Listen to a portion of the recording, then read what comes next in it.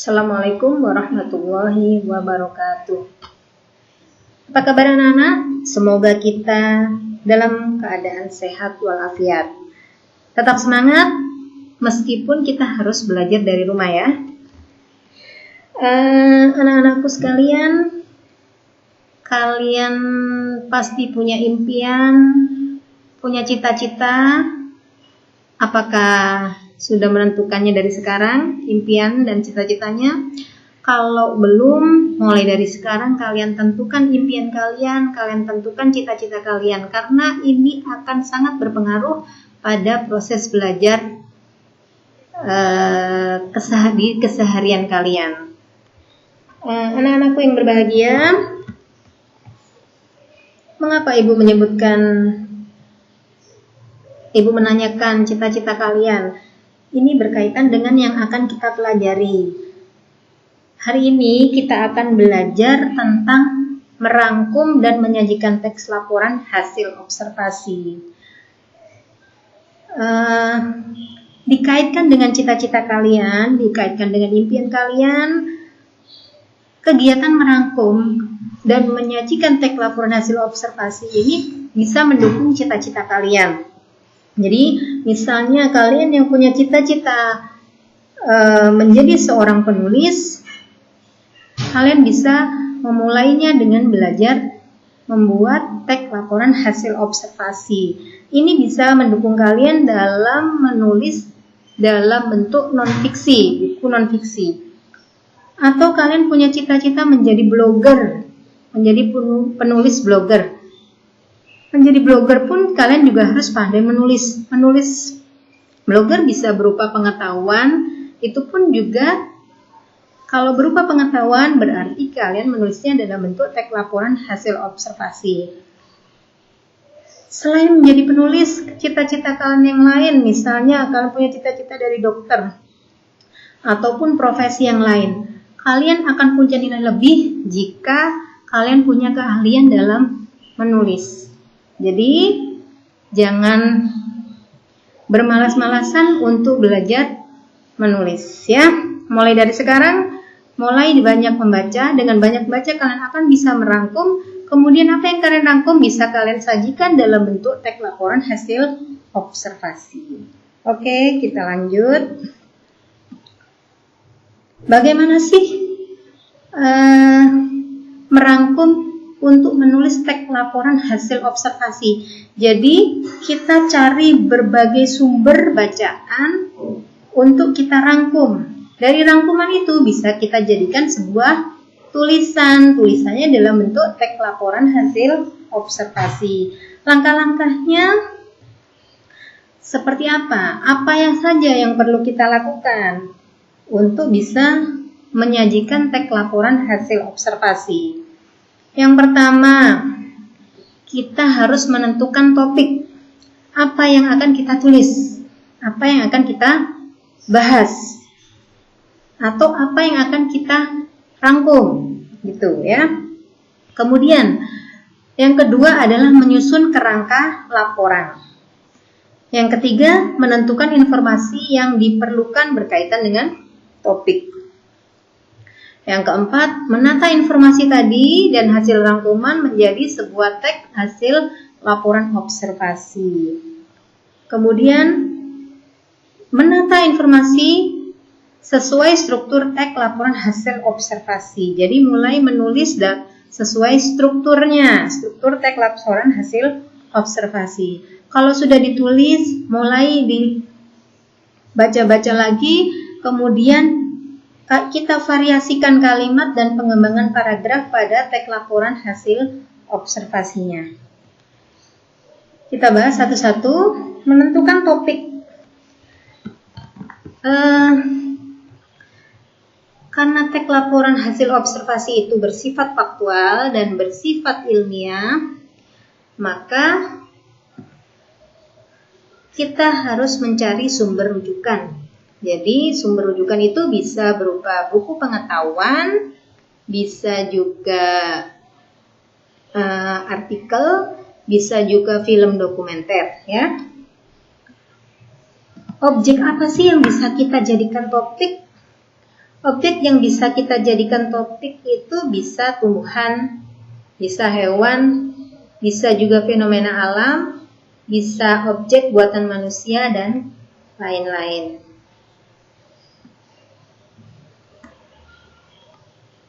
Yang kedua, menyusun kerangka laporan. Nah, seperti apa sih kerangka laporan yang harus kita buat? Ketika kita menyusun kerangka laporan, kita harus pertimbangkan apa saja yang dilaporkan berkaitan dengan objek atau peristiwa tertentu. Karena tiap objek, tiap peristiwa itu beda yang akan bisa kita jadikan kerangka. Ya, misalnya kalau kita membahas hewan, berarti apa saja yang perlu ada di kerangka laporan itu? Definisinya, kemudian klasifikasinya, kemudian dia termasuk dalam golongan apa atau jenis apa gitu ya. Beda lagi kalau kita membahas tentang fenomena alam ya, misalnya tentang gunung berapi, itu juga akan berbeda kerangka laporannya ya. Kemudian atau tentang alam bawah laut, daerah di bawah laut itu ada apa saja, definisinya bagaimana, ada apa saja di situ, manfaatnya apa gitu ya. Oke, kita lanjutkan untuk yang berikutnya. Apa saja sih yang ada dalam kerangka laporan teks laporan hasil observasi? Yang pertama ya, bisa seperti ini. Ini contoh ya. Yang pertama bisa berupa pembukaan, bisa dari termasuk jenis apa sih, atau termasuk dalam klasifikasi apa objek tadi. Kemudian yang kedua ke definisi. Kalau definisi bisa untuk semua objek ya. Karakteristiknya bagaimana? Karakteristik objeknya. Kemudian tempat dan waktunya. Yang keempat manfaatnya, perilakunya bagaimana, atau yang lainnya. Kemudian yang kelima adalah simpulan. Simpulan ini bisa berisi komentar tentang apa yang ada tadi. Tapi tetap ya, harus berdasarkan faktanya. Berikutnya, menentukan informasi yang diperlukan. Informasi yang kita perlukan yang pertama yaitu definisi. Misalnya kita harus punya sumber rujukan. Kalau mau menentukan definisi, sumber rujukan dari mana nih? Misalnya dari buku, dari ensiklopedia, dari kamus. Bisa juga dari internet, bisa juga dari film dokumenter. Nih contohnya Kain Tenun Sengkang. Kemudian deskripsi. Deskripsi itu berupa apa saja sih? Contohnya nih berupa ciri fisiknya, manfaatnya, habitatnya dari mana, kemudian perilakunya bagaimana gitu ya. Contohnya kita melihat film dokumenter tentang flora dan fauna, misalnya seperti itu ya.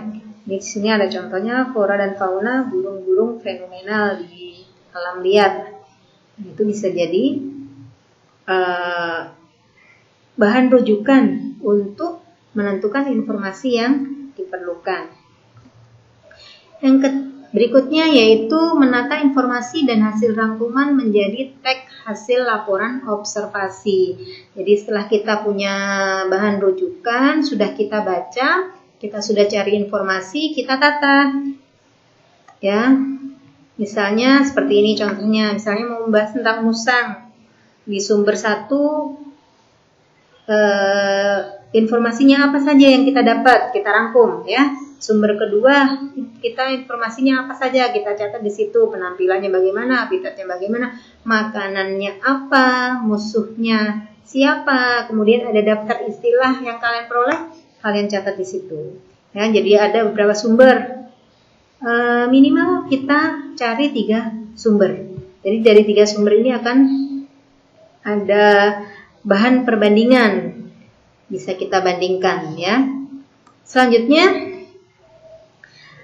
setelah kita mencari sumbernya, kemudian kita setelah mencatat informasi-informasi yang ada, kemudian baru kita tulis rangkumannya, ya, sehingga ini bisa menjadi sebuah laporan teks hasil observasi. Menata informasi sesuai struktur teks hasil laporan observasi. Misalnya kita tadi membuat rangkumannya masih acak, tidak sesuai struktur. Nah, sekarang kita mulai menata informasi tadi itu kita sesuaikan sesuai strukturnya. Jadi kita mulai menulis sesuai struktur teks laporan hasil observasi. Jadi kita tulis dan susun informasi berdasarkan strukturnya. Jangan lupa ketika menulis teks laporan hasil observasi, sertakan juga gambar ya. Kalau disertai gambar, disertai foto, tentu laporan hasil observasinya ini akan lebih menarik ya. Anak-anakku, untuk yang selanjutnya yaitu memvariasikan kalimat dan pengembangan paragraf pada teks hasil observasi. Jadi setelah kita menyusun, setelah kita menulis teks laporan hasil observasi tadi, kita baca kembali, kita revisi kalau ada kiranya kalimat yang kita gunakan tadi itu sepertinya banyak yang diulang-ulang, banyak yang sama. Jadi mulai kita merevisi pilihan kata. Jadi kita gunakan banyak pilihan kata. Kita cari sinonim kata. Ya, yang kedua kita variasikan kata kunci definisi dengan sinonimnya. Jadi misalnya ada kata ialah, ada yaitu, ada merupakan. Jadi gunakan variasi itu, jangan monoton ialah terus gitu ya. Kemudian variasikan kata kunci klasifikasi dengan sinonim. Itu salah satu contoh memvariasikan kalimat dan pengembangan paragraf ya. Setelah kalian merevisi, berarti tulisan teks laporan hasil observasi kalian sudah jadi. Jadi untuk materi kali ini semoga bermanfaat dan terima kasih atas perhatian kalian.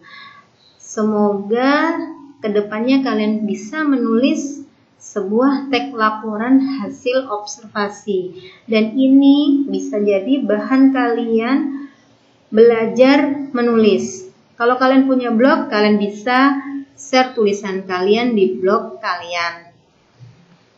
Oke, cukup sekian. Terima kasih. Ibu akhiri.